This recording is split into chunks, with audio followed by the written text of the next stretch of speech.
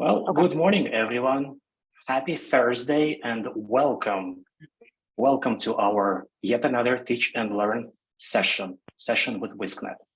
My name is Ivor and I am joined here by my colleague, Michaela, and we are excited about today's presentation.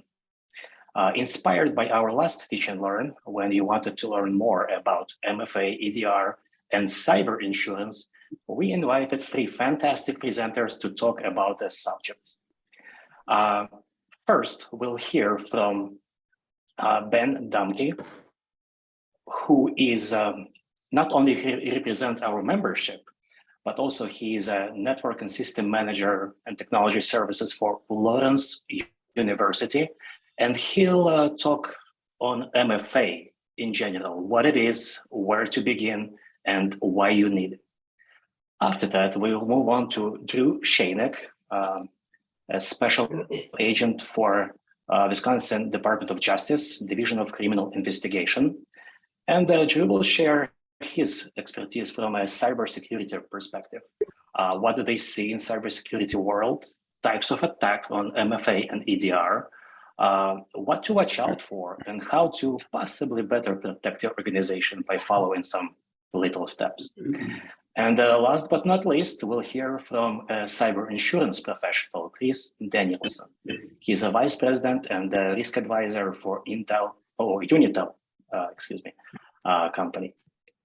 He'll cover cyber insurance in general. He'll talk about the trends, challenges, tell us a little about the underwriting process, walk us through a cyber claim, and other important things. Feel free to type up your questions in the chat, and we'll definitely get to them. I believe we can begin. And first, Ben Dumke, take it away. All right. Good morning, everyone. So starting right out of the gate with why do you need MFA? The simple answer is passwords simply aren't enough anymore. Even strong passwords, a couple of examples here, password 0-1234, Broncos, #2012. These are a couple of common passwords. They meet all the common complexity requirements. They have the uppercase, lowercase, symbols, numbers, all that fun stuff.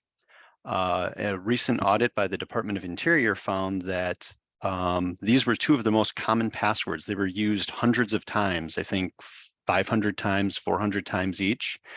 5 of their top 10 passwords that they found in this audit used some variation of password and 1234. 16% of I think they had about 80,000 passwords were cracked within 16%.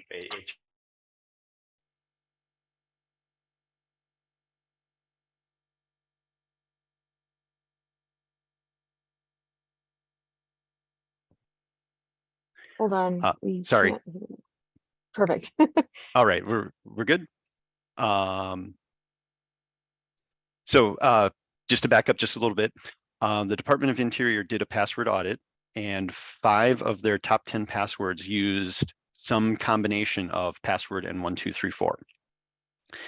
Roughly 80% of their data breaches that Microsoft investigated involved some sort of brute force or stolen credentials. Many of these attacks come from outside the US. In my previous job, I would get alerts all the time of people from Vietnam, India, Russia, any of those countries trying to brute force attack our accounts in our Azure AD accounts. Also, roughly 90% of the successful attacks from Microsoft statistics showed that they had no MFA on their user accounts. Next slide.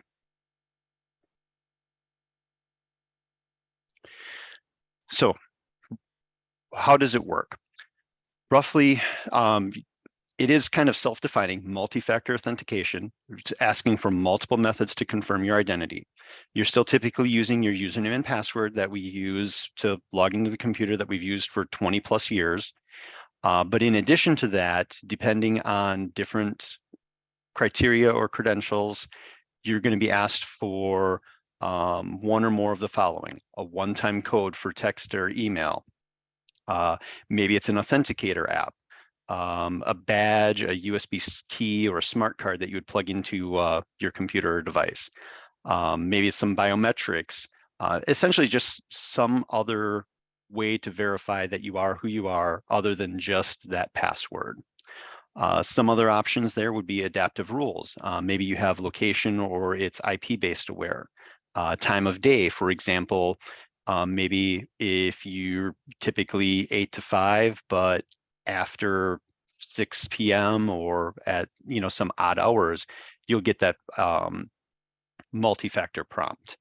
Also device-based. If you have a registered device that this is a good device, we're not going to put MFA on that. Next slide.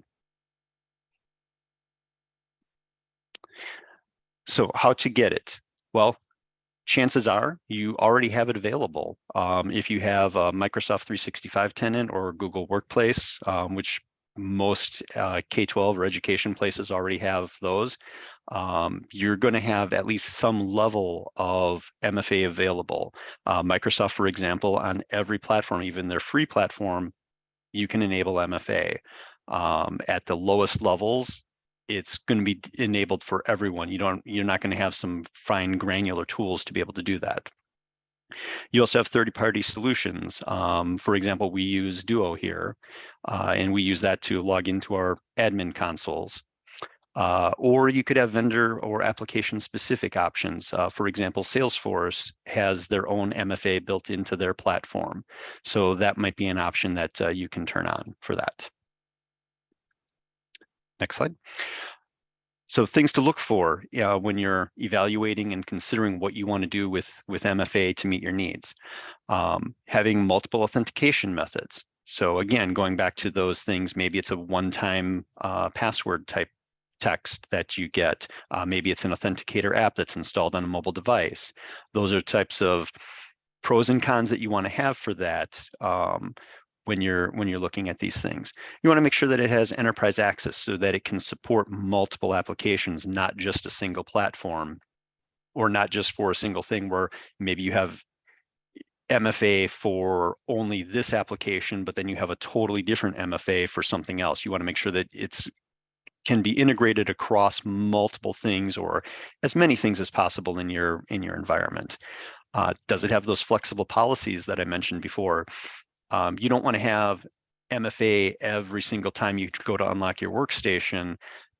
Nobody's going to like that. Everybody's going to rebel. And in K-12, that just isn't going to work, especially for younger kids and so on. Also looking at the community support. Can you go out to social media, Twitter, are there Facebook groups, Reddit? Is there good activity on that? So if you run into problems or you need other support, you can find that out. And also reporting, like I mentioned before, you want to be able to have those reports to know, are people getting attacked? Are there things that we need to look for? Because if you don't have that reporting information, you really don't know how effective your solution is. Next slide. Yes. And what do you still need to worry about? Well, it's not a silver bullet. Yes, it's probably, I think you could argue it's as close to a silver bullet as you can get. Going back to the statistics from the first slide, roughly 80% of breaches occurred without MFA, and they most likely would have been blocked or at least slowed down if MFA was enabled. There's still factors like MFA fatigue. That's where you have an authenticator app on your phone and you're constantly getting that approve, and users might just click, okay, fine, approve it, thinking that, hey, maybe my laptop's messing up or something's going on, and you've basically just got hacked at that point. I know Microsoft is actually enforcing at the end of this month a change to their procedures to help combat that, where you're going to get prompted for a number. And then on the Authenticator app, you either need to type that number in or pick it from a list of numbers. And that's one of those things that will do that. Obviously, you still need to continue to monitor it, as I just mentioned before. Making sure you also have a break glass account. In your Microsoft or Google tenants, you should have an account that is not tied back, is not replicating from any on-prem services to your cloud-based services, so that you don't want to lock yourself out of MFA if you're configuring something and you make a mistake. And then training and adoption. These are things that a lot of users may not be familiar with, especially when you have to install an app on a phone or on a personal device. A personal note, I just had new phones and a new vehicle. And so I've got MFA fatigue from all of the setting up all the stuff of, hey, you just signed into a new device. Are you sure this is you? And I've probably 30 different things that came through. So there's a lot of training that needs to go on to recognize that these are the things, and that people are aware of what's happening. Next slide. So just kind of a short summary. MFA is slowly, probably actually more quickly becoming a requirement. Microsoft, for example, it requires it with all their partners. I've recently read that Microsoft, if you call them for support and you don't have MFA enabled on your tenant, they won't help you until you enable MFA. Salesforce just rolled out, they're recommending Duo for their MFA, and they're turning on MFA on their platform by default. I think they started that last year. So this is just something, it's not just, we're going to hear from insurance later, but it's not just insurance that's driving it. This is something that is really important, and it is one of the biggest things that can really keep your environment safe. And that's all I have. Well, thank you, Ben. And it was a quick observation of MFA and why you need it. Feel free to type up your questions in the chat, and I saw one came in. We'll tend to those after all the three presentations. But next we'll hear from Drew. Drew? Yeah, it's great. My name is Drew Shanik, a special agent, and I'm assigned to the Cyber and Financial Crimes Unit. And so I investigate essentially the hackers that are going out and abusing these. If you go forward to the next slide, before I get into endpoint detection response, just wanted to address some of the MFA attacks that we've seen, or ways to bypass it. And the first one, Ben kind of alluded to it as he was setting up multiple devices, is that even if you implement something, not having good training, not having it implemented by and actually set up by your employees, we've seen it where they've set it up. It's taken an employee a couple weeks to months to actually complete the registration of a device. And lo and behold, the hacker actually takes advantage of that time frame and sets it up for that user. So then essentially there is no multi-factor. All it is a multi-factor with the hacker's device. There's no actual legitimate device. The other question you have to ask yourself is, how simple do you want it to be? Do you want to allow for open enrollment when you're pushing it out? Do you keep that open? Because if there's mechanisms to add new devices and those aren't as secure, then you could also add a secondary device. The hacker could access that system using a password that's not MFA, and then add their own device. So just because you have it in place doesn't mean it's always implemented correctly. When I say SMS, moving on to the next topic, it's at least something. Using an SMS message as part of your two-factor or multi-factor authentications, it's something. Apps tend to be more secure. The issue with SMS messages, there's not a lot of validation. You could get a lot of spam in your messages and incorrectly click on one of those. They're not encrypted. There's possibilities that hackers, or even young hackers, are going out and calling cell phone companies and essentially hijacking your cell phone account, saying, hey, could I get added as an authorized user? Can I change the SIM card that's associated with my active phone? Which then changes how your phone is activated to the network possibly, or even adjusting which phones are active on your account. That can be a way for them to easily get the information, since it's not tied to a particular phone and an app that's encoded in such a way. Ben made some really good comments about MFA fatigue, and the hackers know this, so they might even exploit it at a time of day. So what time do people normally get in the office? What time do they log in and get that MFA prompt, or where they, even if they're working remotely, what time do they normally log in? Well, I'm going to target my attack so that when they're logging in on a normal day of business, they might get 2 prompts, and they might think, oh, something just happened, something went wrong. And I've had that before, where it gets into an MFA prompt loop, and usually restarting the system fix that. But you have to think about every time you click on that, is it legitimate? Is it not? Can they also time this when you click on a link and it draws you to a login page that looks very familiar, like you're logging into your O365 account? It's a spoofed web page, and it also prompts you to enter in a validation code that you find on your Microsoft Authenticator app. That could be a social engineering way where you're basically just consenting by filling in the form, thinking you're logging into that system, and you're just providing them the details of that code that you're sending. Because we like to keep things simple, whenever you're prompted, hey, do I want to trust this device next time I come onto the system, so we don't have to constantly get those. Generally, those prompts could last 24 hours. And if the hacker has access, we'll call them cookie monsters, at least I do, they could be stealing that session cookie from your system if they have access to it, and then they can pretend to be you. There's information that's out there, just by doing a little bit of searching. You can actually find initial access brokers selling this on dark web marketplaces, and that actually allows them to not only have your credentials, but that session cookie, possibly even a VM, a virtual machine that's stood up that has those already synced in place. And you can pretend to be that particular person just because you have access to that session cookie. Now, there's some scary stuff out there, but there are ways to get around it. If we go to the next slide, there are some mitigation steps that are out there, and I don't know if those skipped over or if they just weren't included in there. But thinking about that adaptive MFA that's out there, that's a good possibility for you to have.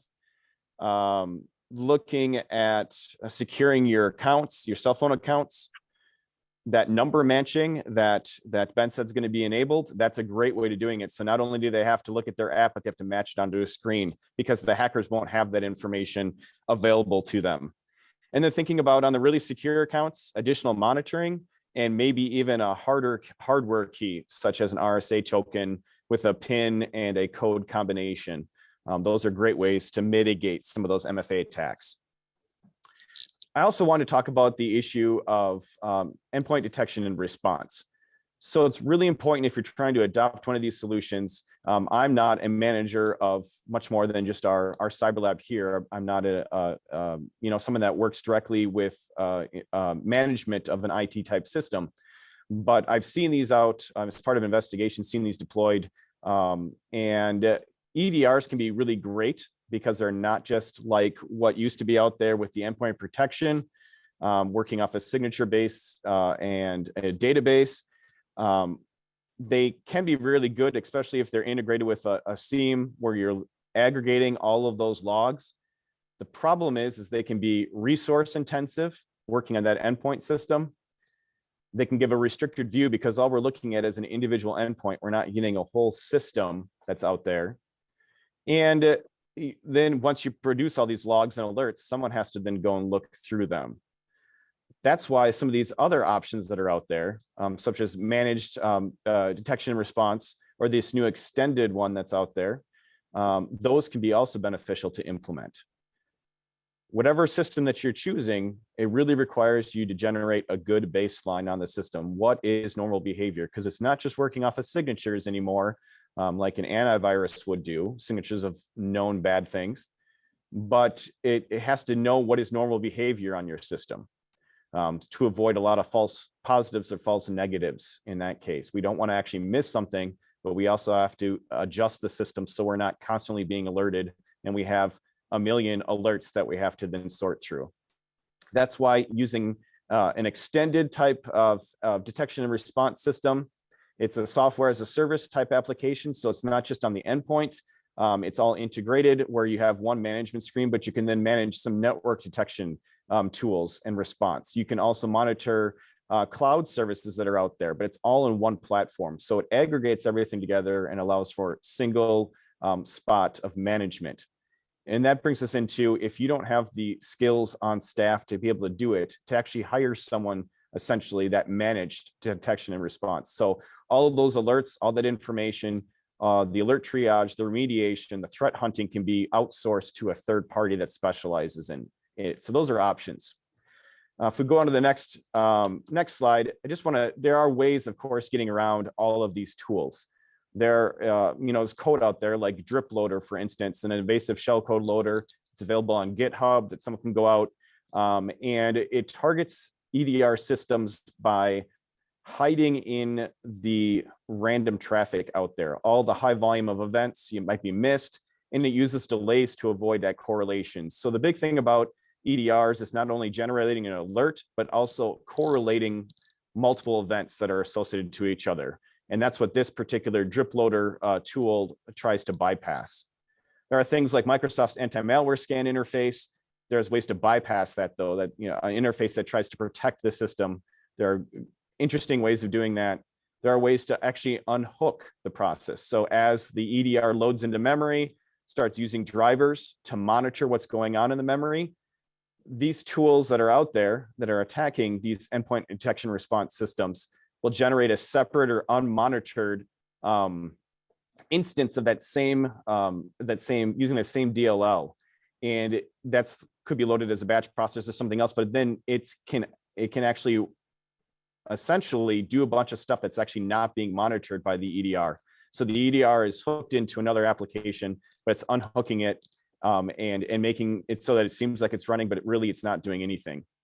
And the other common bypass that's out there, and we see this whether it's in use of in ransomware or anything else, but using trusted systems and loading or side loading a DLL file into it. Now, a lot of EDRs will track that, especially if you're trying to load a DLL file off of the hard drive.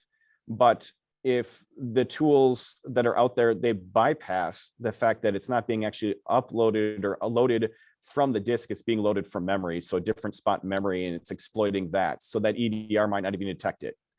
So while it's good to have these things, you have to customize them. You have to decide which one is best for you.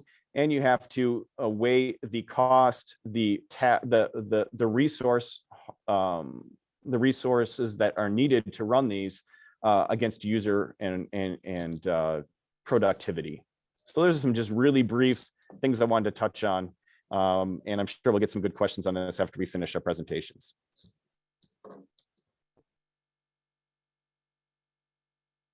Excellent. Thank you, Drew. And again, feel free to leave your questions in the chat. And we also encourage you to share your experiences of your entities, of your organizations, from all of those who's done it already, to other members who are still thinking where to start or what to consider.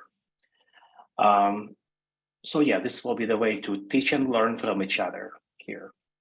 All right, our next speaker is Chris, and he'll be talking about cyber insurance. Chris? Well, folks, good morning. I had some technical difficulties, but I'm good to go now here. I'm going to talk about insurance. I'm one of those agents, but I'm also someone who really enjoys helping people and working them through risk management and that sort of thing. If you could, I'll just say, just go next on the next slide. We'll jump in here. I'm going to talk about kind of the third leg, which is, when I work with clients, and all my clients are technology or telecommunications based clients, work in the upper Midwest. We talk about cyber threats and what's out there. I'm coming from a brokerage that has a lot of experience in it. We work with about 700 or 800 communications companies in the upper Midwest and throughout the rest of the United States. Next, please. We work with several carriers, but we work with about 110 total nationally. So, quite a broad stroke here on these things. Jumping into the meat of this, next, please. Today, I just kind of want to talk a little about the current environment, some company best practices, and kind of what you should be expecting from carriers in the next 1 to 3 years. I view this as a three-legged stool, by the way.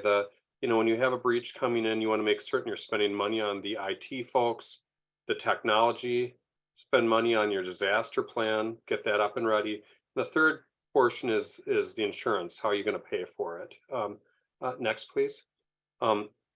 Goals of kind of what we're talking about, better understand what insurance carriers are asking for and why, what are some current cyber threats, and then what are some practices you can do to mitigate this risk.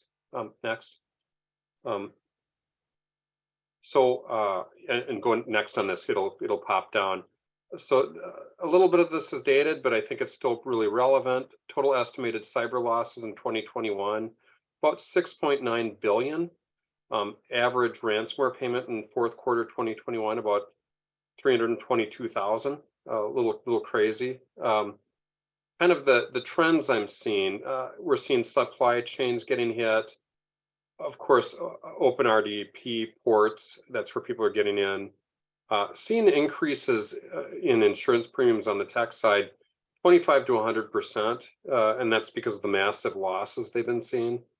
A couple new things that we're seeing: ransomware as a service. A lot of the bad guys are selling ransomware. They're selling their products to other bad guys so they can get into your systems and extort money from you. Also, double and triple extortions. Not only are they extorting you for getting your system back once they've locked it down, but they'll come back later and extort you to not release your confidential information. So they're hitting you 2 or 3 times. Hit next, please. Ransomware used to be a big company problem.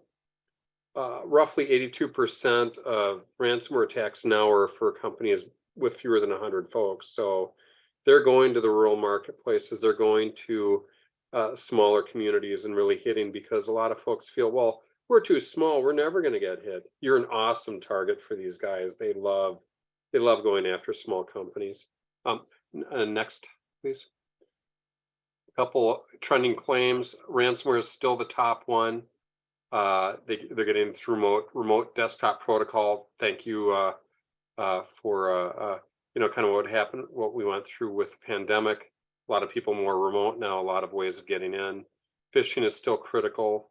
We're up about 600% over pre-COVID levels on that. We're seeing invoice manipulation. Really great way of getting into folks is hacking to their networks, being there for about 3 months, and then they see a big billing coming in from a company, a supplier. They grab that invoice and they change the routing numbers. That money goes to Southeast Asia or Russia. Great, really intelligent. A lot of bank account request situations going on. Cryptojacking is kind of a new one. As we get more and more into cryptocurrencies and kind of throughout the third world, cryptocurrencies are the way people are getting money and spending money. A lot of breaches in those areas. 85% of breaches involve human element, of course, and so you want to have some training in place. Be working with your folks, help them get educated on what they can and can't be clicking on. I looked this up a couple days ago. Education research, according to Forbes magazine, had the most attacks, about 1,600 attacks a week, or attempts to get in. So you guys are definitely in that target demographic. You got to look out for what you're doing, right? Next. What are we seeing? Ransomware global claims are now approaching 30 billion in 2023. That's what they're anticipating. Carriers are all changing. I'm seeing fewer and fewer insurance companies that are willing to write tech, or cyber insurance for communications companies or technology and research companies. I was working with a client recently, and last year when we shopped, we had about 46 companies we went to. This year we're down to 35. So fewer companies to work with. These are made up of these policies are primarily first party. These are things that happen to you. That's where 90% of the costs are. Hiring a breach coach, some of those things, getting back up and running, paying the extortion claims. Third party is, lawsuits from others. You do see that happen, especially in like a hospital environment or something like that. we're seeing upward rate pressure. Obviously, the costs are going up, and mainly, I'm sure some of you are MSPs. If you're doing managed services, look out for that. That's a kind of a red flag for insurance companies. If it's kind of either get big into managed services or don't do it at all. So make certain you're doing the right things if you're going to go down that road. You're seeing the carriers asking for applications and then supplemental apps, especially on ransomware, and they want to know, that you're doing, having your EDR in place, and multi-factor authentication, of course, is a you have to have it. Sub limits on new coverages, you're seeing bodily injury and property damage. It's kind of thinking, where would that come into place? Well, let's say you're providing the network, and the network is connected to the local lighting system for traffic lights, and they all turn green at the same time. You get people getting hurt from that sort of thing. So that does happen. Bricking, that's where you're seeing your computers becoming bricks. You can't even turn them on or off. There's actually physical damage to them. Invoice manipulation is a big one, and then cryptojacking, we're seeing theft of cryptocurrencies. Next item. Kind of what we're seeing with cyber insurance capacity restraints. You can't get 10 or 20 million anymore, usually 5 million in layers. Underwriting process is a lot more in depth, a lot more questions, increasing rates, and then they're limiting coverages too. Generally, when I start seeing coverage limits go down, it means they're having more claims. We've been seeing the ransomware claims, those limits going down and decreasing. So that tells me that there's more claims, still more of those sorts of claims happening out there. Next item. Underwriting process. This is an interesting one. We're starting to use third-party vendors to test your networks and see what your public face is out there. What's neat is it does come up with a neat report that you can follow up on and correct some minor things, because the devil's in the details, of course, on these sorts of things. This is one that a score of over 700 with this company is very good. So that's kind of what you want to see. Next item. Underwriting requests. Of course, multi-factor authentication is a must. EDR, and it sounds like you had some experts on that, which is really nice. Privileged access. Just because you've got privileged access, you definitely need to be subject to MFA and EDR. So remote desktop, you want to make certain that the remote folks are protected out there, and you've got them set up. Backups, and make certain you've got offsite backups too. That's the big one that carriers are starting to look at. They're going to start asking more and more, what's your backup situation? How are you doing it? Also, what are you doing for your disaster planning? Do you have a disaster plan? Since you won't be able to access your computer, do you have a list of who you need to call somewhere in a paper format? Because you won't be able to turn on the computer to get that. A lot of times we recommend folks laminate those things, because as we all know, laminated things are super important, and make certain that multiple people have those, right? And finally, phishing training for your folks. You want to have that in place. A lot of great resources for that. Next. Current threats, obviously, phishing, software vulnerabilities, supply chains, great target supply chain, since we've got some supply chain issues going on. And then MFA, even with MFA, the insurance company, I was talking with a Travelers underwriter a couple days ago. He was saying that some of the bad guys are getting around MFA now. That is happening from time to time. They are seeing a trickle of a few claims. We hope that trend doesn't continue, because that's the very serious thing if they're able to get through MFA. I'm not certain how they're doing it, but it is happening from time to time. So next item. This is probably a really good page, and I know you're going to record this. A lot of the things they recommend, a lot of things you could and must be looking at. Obviously, you've got a limited amount of time, but here's a really good list of kind of the things that they recommend for protecting your networks. Yeah, again, you got limited time, but at least it's nice to have a punch list to work on, and it's something you guys can, certainly share with everybody. Next item. Do you want me to? Do I have time to do a quick walkthrough of what happens with a cyber claim? Yes, please. Okay. So I had a telephone cooperative up in Minnesota that I got the call Monday morning at 6 a.m. That usually people are only calling me if something serious has happened at 6 a.m. And I really wish they would have called me over the weekend when the breach happened. The attackers got in, they did a ransomware attack. They got in through the backup of the company, which was bad because now you don't have a backup. It did not get public. It was just strictly internal. They were asking for money. They gave the call into me through their cell phone because that's all they had to communicate with. We were working with a company called Hartford on that. We went through their online services for setting up a breach coach. These are attorneys who mostly work in New York. They're 365, 24 hours a day. If you get a breach at midnight on Friday, these are the folks you want to be calling to get things started. They're the ones who handle the ransomware with these international players.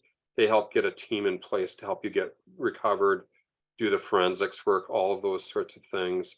It took us about 18 hours. The attorney needed to have $50,000 in money to get set up, getting this squared away. So that took a little bit of a while.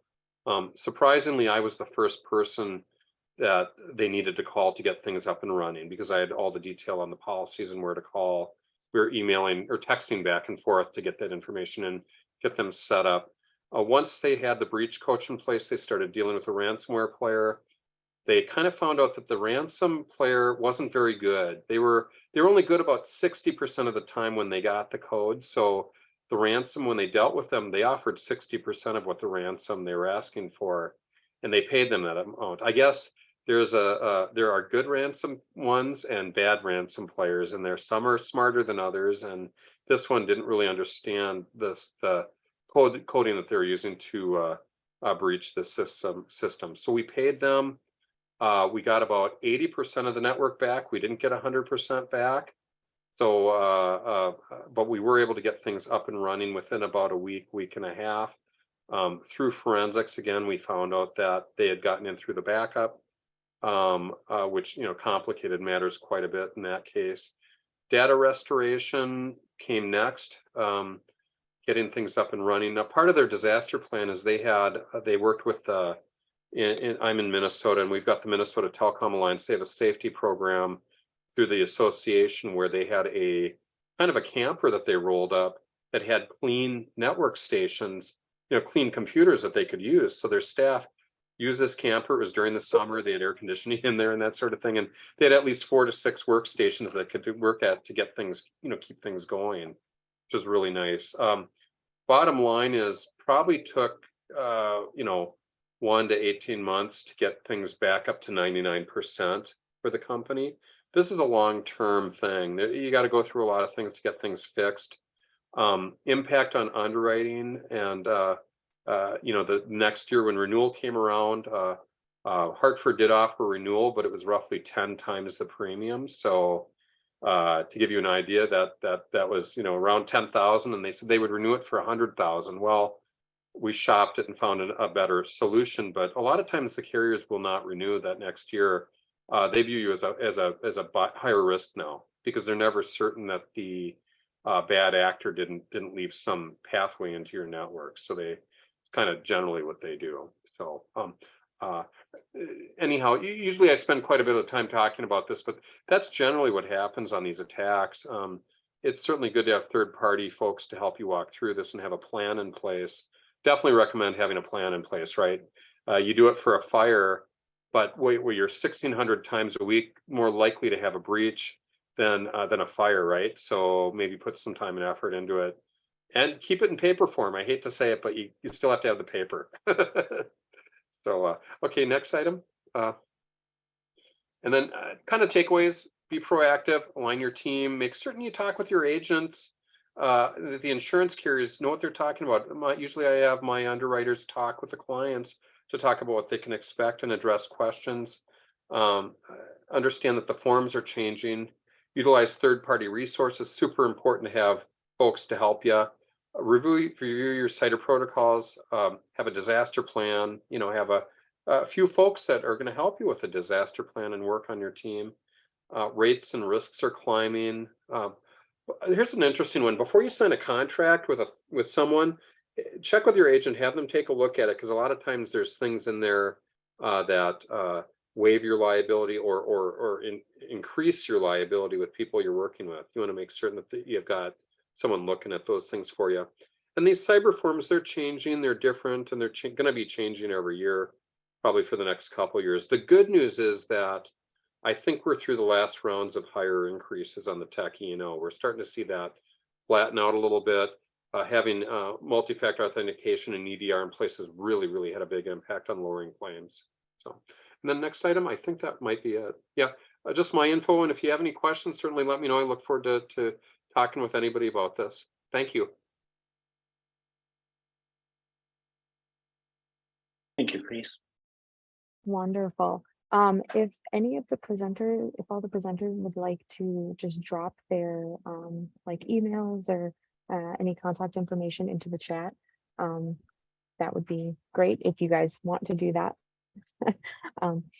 Real quick before we hop into just kind of the Q&A with all of the presenters today, our next meeting, we've kind of moved to a schedule of we're going to try to do these teach and learns every other month. But we are doing a little pop-up one next month on Thursday, March 16th, same time, 10 a.m. We'll get a, when we send out the recording for this event, at the bottom or included in that will be the invitation, the first invitation to register for that one. It is just going to be an update on our filtering solutions, because we have been doing our filtering RFP for the last, since like last summer. And we're finally in the final stretches. And so it's just going to talk about our filtering solutions moving forward, next steps for people if they are using other solutions. Yeah, so it's just going to be a quick little pop-up event just to talk about that. So yeah, you'll see that registration link in the email that sends this recording out, which will be hopefully within the next, maybe tomorrow or Monday or Tuesday. So you should be receiving that pretty shortly. All right, now kind of into the kind of just chatting section. Just feel free to unmute and ask a question if you have it. I do see that there was a question asked earlier that Ben actually answered about SSO and MFA, but an active one that doesn't have any responses to it. So Gary asked, for remote connections, what specific steps should be taken to harden these connections to reduce the premium?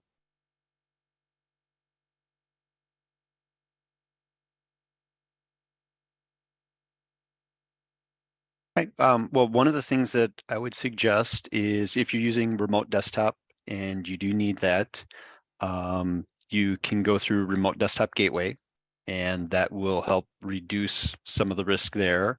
Obviously, a VPN solution. If you're using Windows and have Windows servers, Microsoft offers always on VPN, which is included in, I think, education and enterprise licensing. Don't quote me on that, but that would be one option. Otherwise, if you have Cisco Firewall, for example, Cisco has their VPN client, and I think that's pretty reasonably priced per user as well. I don't know if anyone else has options or suggestions on that. Those are a few things that I have.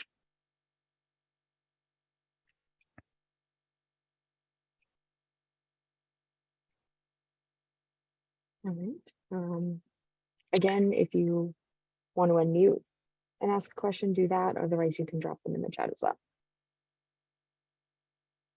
So I'm waiting for questions just to piggyback a little bit off that one. I don't know about reducing premiums, but Consistently looking at your users and who needs to have remote access, so you don't just give it to everyone, would be beneficial. You're just narrowing your attack plane, checking out what resources they have access to and what they need to have access to remotely. Thinking about, are they connecting into an actual system? Are they using some sort of VM or VDI that they're connecting into? Are they accessing company resources? And then making sure that any of those accounts should have some multi-factor authentication in place, of course. And piggybacking off of that, I had dropped a few links in from regarding Chris's takeaways and getting additional support. I know a number of the people listening are still in K-12, and K12SIX.org is an excellent resource. They have a disaster recovery plan that I know the DOJ uses when they're addressing cyber attacks. They also have some pretty good resources for cybersecurity essentials, talking again specifically about auditing your accounts. When you have people that change jobs or leave, are you removing permissions if they move from maybe high school to an elementary school, for example? Are you changing their permissions to what they have access to so that they're don't have access to high school records that they don't really need anymore? When people leave your organization, how quickly are you disabling those accounts so that they aren't subject to attack? Going through, we've had audits, we've created accounts for people and they have never logged in. And you come back a year later and you find out, oh, well, luckily this still had the default password on it. It's never been used. So, those are things that are really important, that maintenance and that housekeeping type things, you really need to keep that up, and that will go a long way to keep you secure. No, I thought I'd jump in here on as far as, reducing premium, which is important. Certainly being very thorough on the applications. I will say that a lot of times folks are reluctant to say they're using MFA or EDR in place if they're not 100% certain on every single system. You're never going to be 100% certain on every system. If you are doing your best and doing your due diligence, you're not committing perjury by answering yes on those questions. Certainly just do your best and protect yourself. A lot of things that people should think about is higher deductibles or retentions. Let's think about this. Is this something you're going to be using daily or monthly, like maybe an auto claim or something like that? Or is this something that maybe will be once a year? If it is, maybe it's okay to have a higher deductible, 25, 50, 100,000 deductible in place.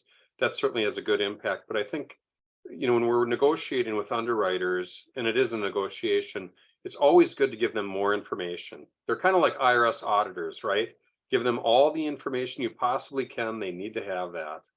I've never worked with an IRS auditor, but this is what I hear. So make certain you're really, really providing a lot of information, a lot of good support info. That just, they love to see that. It shows that you care. It shows that you're looking out to make certain you're not just sitting back and waiting for the insurance to pay. You want to keep it from happening, which frankly is in everybody's best interest to just kind of keep it from happening. If you're doing all these things, you may still have claims, but they're going to be here, not here. And you want them here. You want them low, right? And so let's kind of keep going that direction. And it's also really important to understand that, this is not a destination, it's a journey. Security is never going to be done. There's always going to be changes. There's always going to be new threats. Patch Tuesday, the other day, there's dozens of things, Mac, iOS, Windows, Word, Adobe, just all kinds of stuff that's out there that has attack vectors right now. So really, it's just a matter of trying to keep up, trying to do that due diligence, and just making it more difficult for people that they just want to give up and move on to somebody that's going to be an easier target. And also, I see Drew and I put in links in the chat. Sean asked about the disaster recovery plans. So there's the links there for their essential series documents. You just have to enter in your name, email, and then you'll get those links to those resources that are free. Wonderful. I do also see a question. Josh asked, in regards to MFA, what is everyone's take on requiring students to use MFA? Most our students are on just Chromebooks. Obviously, having everyone on MFA is better, but what is the risk there? Their access is quite limited as is.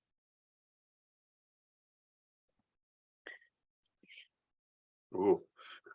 That is a tough one.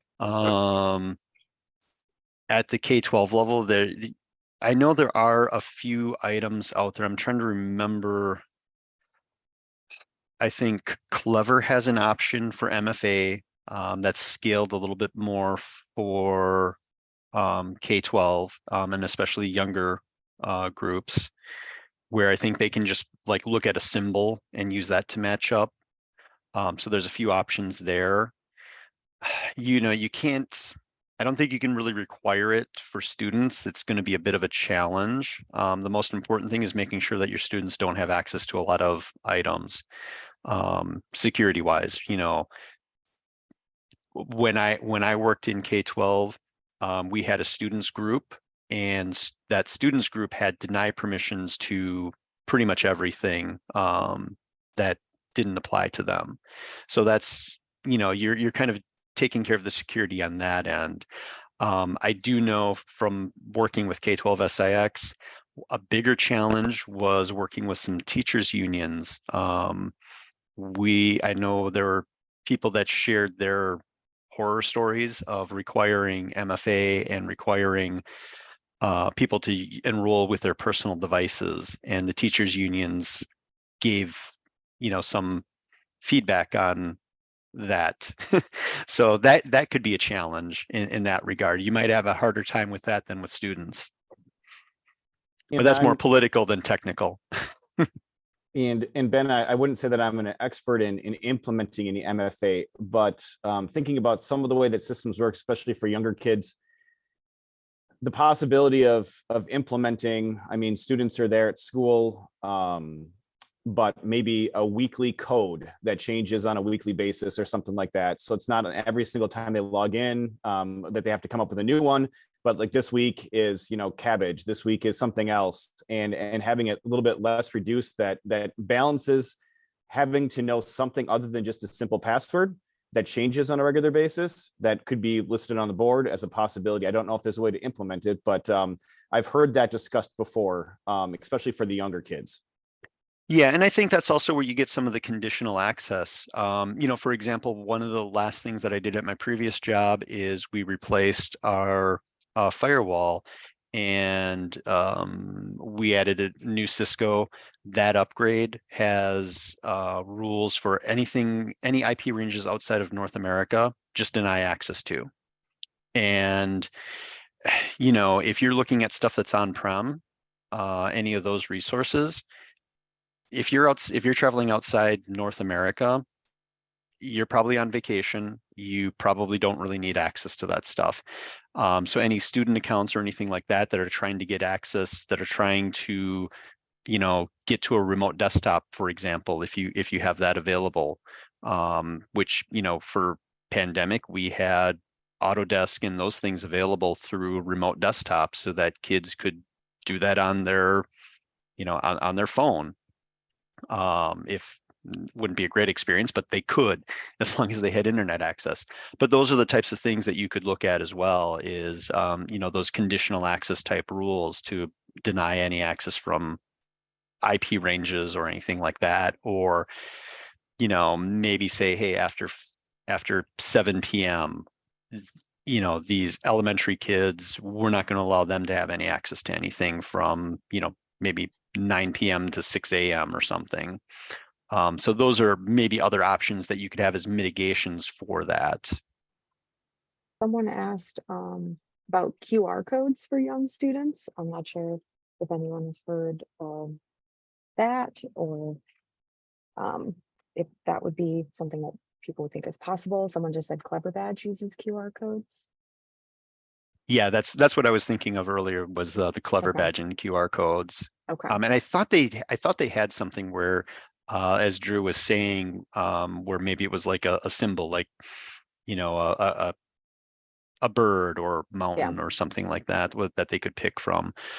Gary had the question, limiting people's abilities to browse websites outside of North America.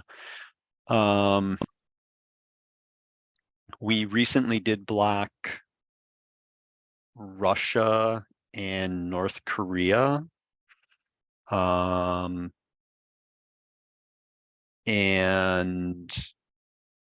previously I have blocked sites to, and that's more of a content filter type issue. Block incoming only. You can have firewall rules set up. For example, as I mentioned, I forget the exact model, but I know the current Cisco firewall has rules for IP ranges based on like the North America IP range. And so anything outside of that, it just drops it. Okay. There was a question for Chris. Do insurance underwriters recognize compliance with NIST or ISO standards as valued when considering providing and pricing cyber insurance? That's a really good question. Some do and some don't, right? Like anything, you've got some carriers that we work with that are really savvy. They're working internationally and globally, and they really do take close attention to that, and that does nothing but help.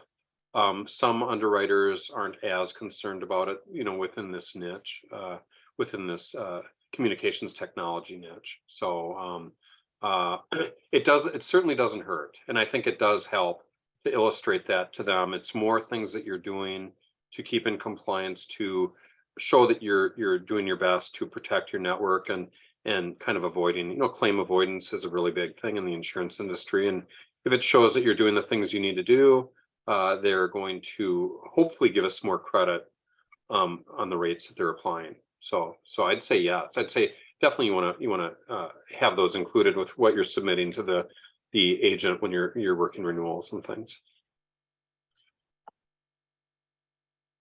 Wonderful. We have just a few more minutes here. Does anyone have any last questions? Gary, for those that block traffic outside North America and our colleges or universities, how do you get around legitimate academic needs to those sites and classes?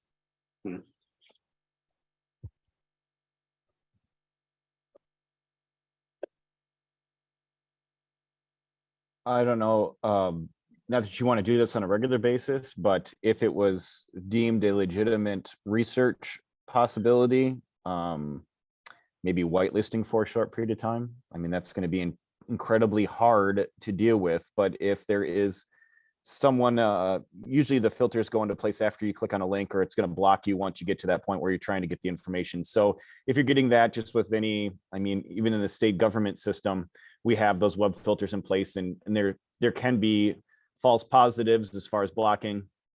But I mean, whitelisting those that are needed, and if you can present a reason why you need to have it, that could be a way around it. So as needed. And I would add to that a good content filter. I used Lightspeed Systems in the past. If things are blocked and they're miscategorized, they have a system within 24 hours, somebody reviews a website, so that you can just submit the website, put in the reason, and they review it by manual review process at that time. So that's an option. I would probably look more at not necessarily blocking the websites, but just more blocking the incoming traffic to your organizations. And that's really going to be more important. The websites, for the most part, yeah, they can be bad, but chances are they're going to be blocked, or other mitigations like your EDR solution is going to block any bad stuff that might be on a compromised website to begin with. All right. Wonderful. We are at time. We want to be respectful of everyone's time. If you guys have any lingering questions, you have the contact information for the presenters here today. We will also send out these slides in the next couple of days that will have the slides and then also the transcript for the chat as well. So you'll be able to see all of that. And then if you have any other lingering questions, you can definitely reach out to us here at WiscNet as well. And yeah, everyone have a great rest of the week. And if you're in Wisconsin, hopefully you don't get too much snow. Thank you to our speakers, Jill, Ben, and Chris. Thank you for your expertise. And thank you to everyone who joined us today as well. Have a good one. Take care. Thank you. Thank you all. Bye.